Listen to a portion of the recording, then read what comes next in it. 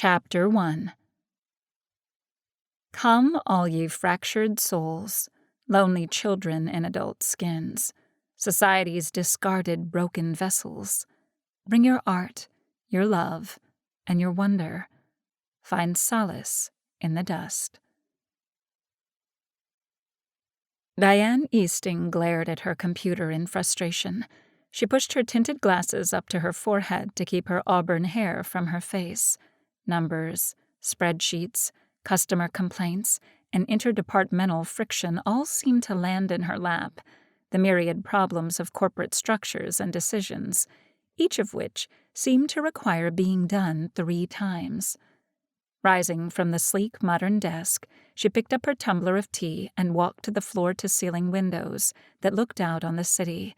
Mid-afternoon sunshine warmed her face as she regarded her reflection.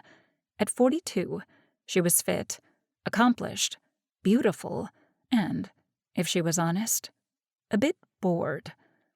Diane observed the street far below and the coffee shop where she had met Daniel, now her former boyfriend.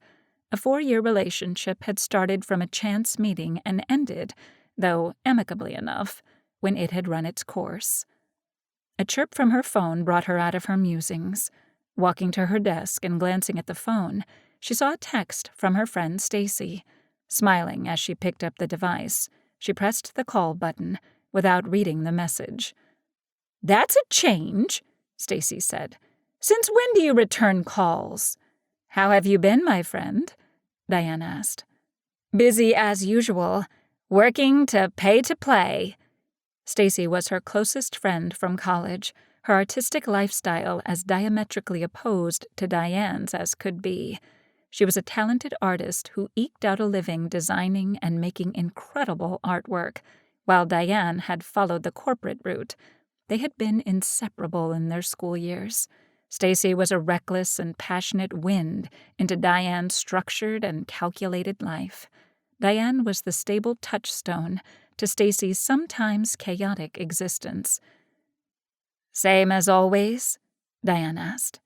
"Bleh," Stacy said. "Anyway, what are you doing for the next 2 weeks?" "Working, running the world, I'm sure. Disregard that. Come play with me." Diane smiled, a common reaction to her friend's adventurous spirit. You can just hush and come with me. It's been forever. You need to play," Stacy said. "And what?" Just asking from a place of curiosity. "Would that mean?" 2 words, Stacy replied, then paused. She was always one for the dramatic. Diane waited, letting the moment linger, buying time. "I'm listening," she said, breaking the silence. "Burning Man," Stacy said. "Burning Man?" Diane replied. "Burning Man," Stacy repeated. Diane recalled the various stories Stacy had described over the years, as well as the articles she herself had read, the pictures she had seen. "In the desert somewhere? Dirty hippies getting high in the desert?" "Some hippies, yes. Nice ones. Desert, yes. Getting high? You never know." "Not interested," Diane said, taking a sip of tea. "I know you better than that," Stacy said. "Besides, I bought you a ticket. You have to go." "I'm too old. I don't want to run around with a bunch of kids."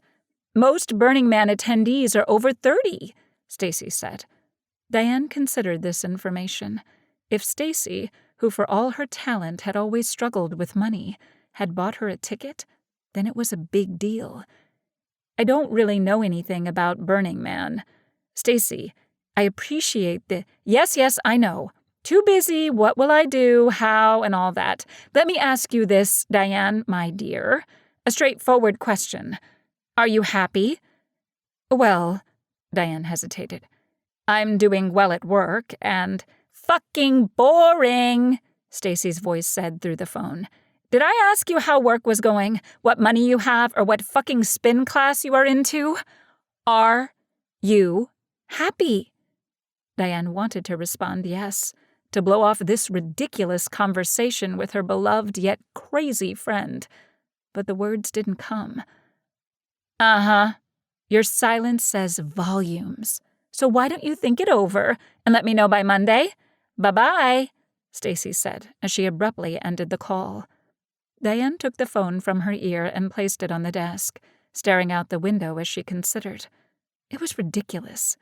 Just drop everything and take off? Not likely.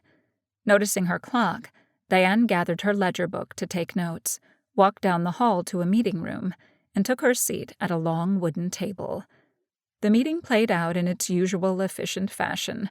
Stella Worth, the CEO and Diane's mentor, kept a brisk pace with little tolerance for unproductive people or crosstalk. "Diane, do you have any input on this item?" Stella asked. Diane looked up to see Stella staring with steel-gray eyes and a bemused look on her tanned, lean face. Diane could tell Stella knew she'd caught Diane daydreaming. Thankfully, they had enough of a history that a gentle nudge was all that was needed, even though Stella was putting her on the spot. "I think Stefan covered the quarterly finances well," Diane replied. Diane nodded at her lead team member, who she knew had been grinding on the figures for a week. She was glad for the chance to praise him in the public setting of the meeting, and, more importantly, with Stella. "What about on page 7, paragraph 6? Capital outflows concerning South America and refunds of monies from equipment returns and chargebacks? Have those funds actually settled, or are they in flux at the moment?" Stella asked. "The monies have settled as of 8 o'clock this morning. Stefan and I reviewed the banking transfers with our Zurich and Singapore accounts to release an accurate quarterly report," Diane said. "Good. That's a wrap, then. Back to work," Stella said, closing her record book and the meeting. "Diane, meet me in my office in 5, if you could." Diane nodded and spoke briefly with her team, congratulating them on the presentation. Walking to Stella's office, she wondered what was up. It wasn't like Diane to drift off in a meeting, and she doubted a dressing down would occur even though Stella was well known for taking subordinates to task for inattention during meetings. Diane nodded to the 2 assistants in Stella's office lobby, both sharp-dressed young men. "Go in, Miss Easting," the taller of the 2 said with a smile. "Daryl, close the door," Stella's voice came from within the office. Diane walked into the large office, which had an even more impressive view of the city than her own. Stella was sitting with her knees crossed on the modern leather sofa in the sitting area. Sit, Stella said, patting the couch beside her. "Would you like anything? Coffee?" "No, I'm fine," Diane said. "Is this about the meeting?" "The meeting?" Stella said with a mock smile. "Don't be ridiculous. Just keeping you on your toes. What's on your mind? A new beau?" Diane grinned. "Nothing as exciting as that. A suggestion from a friend." "Do tell." "It's nothing, really," Diane said. "Come on now," Stella replied, her gaze steady. "A friend from college," Diane said.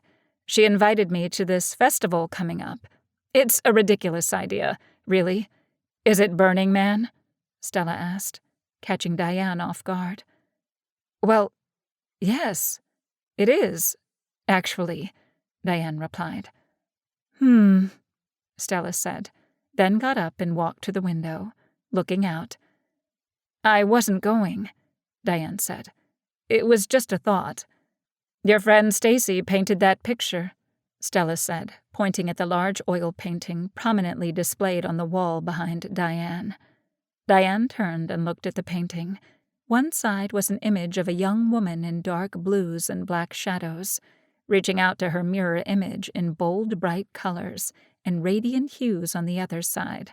Stacy's talent was apparent in the beautiful painting. She had expressed so many emotions with oils upon canvas. "Yes, that's her work. And yes, Stacy is the one who invited me." Both women regarded the figure in the painting. Stella abruptly broke the silence. "Is Stefan ready to take more responsibility?" Diane took a moment to consider Stella's question. Stefan led her team and had done so for the past year. He was ambitious, hard-working, and smart. Diane also knew that the next step for him to take was the step she was already standing on. "Probably. Yes or no?" Stella asked flatly. "Yes. He is ready to be given more responsibility to season him. Do you have plans for him?" Diane asked. "I have plans for you, my dear." Stella turned and regarded Diane. "You need to prepare for your next step, and that involves raising someone else." "I see," Diane replied, excited but unsure of what that might mean. Stella walked back to the window and looked out with her arms crossed, tapping her chin with the forefinger of her right hand. Diane waited and watched, knowing Stella was rolling scenarios, outcomes, and options through her formidable mind. "Here's what I want you to do," Stella said finally. "Take the next 2 weeks and go to the burn. I'm not sure when I am very aware of when the burn is as well as what it is," Stella said, turning to Diane. "You need to go. Away, I mean. I want to throw Stefan into the deep end of the pool and see whether he can swim, and you need a break, as well as other things. Pack up and leave. Don't tell your team where you are going or when you'll be back. The quarterlies are done, and if you have prepared your team as well as I think you have, you taking a few weeks off shouldn't be an issue." Diane stood, stunned. She certainly hadn't expected this turn of events. At the same time, she realized, with some amusement, that Stella had done the exact same thing to her once, thrown her into the deep end to see whether she could swim. She had. Stella observed her protégé with a bemused expression. "Go have fun. Don't worry about this place. I'm jealous. You only get to be a virgin burner once." "Well, okay then," Diane said, shaking her head. Stella walked over to a curio cabinet in the corner. Diane knew the knickknacks there were memories of Stella's past, but Stella had never shared what memories the objects represented. Stella unlocked a small drawer and withdrew an item. "Wait," Stella said. "Here, take this." Turning around, she handed Diane a leather belt with pouches, buckles, and hooks. A patina of dust worked deep into the creases, covered the worn brown leather. "You've been?" Diane asked, looking at the belt in her hand. "I'll never tell," Stella said, smiling mysteriously. "Now go." Diane looked at Stella in a new light. Despite all the years they had worked together, she didn't know that much about Stella's past. The wily CEO held her cards very close to the vest. Diane accepted the belt, shrugged, and walked to the door. "One more thing, Diane," Stella said. Diane looked back. "Fuck your burn,"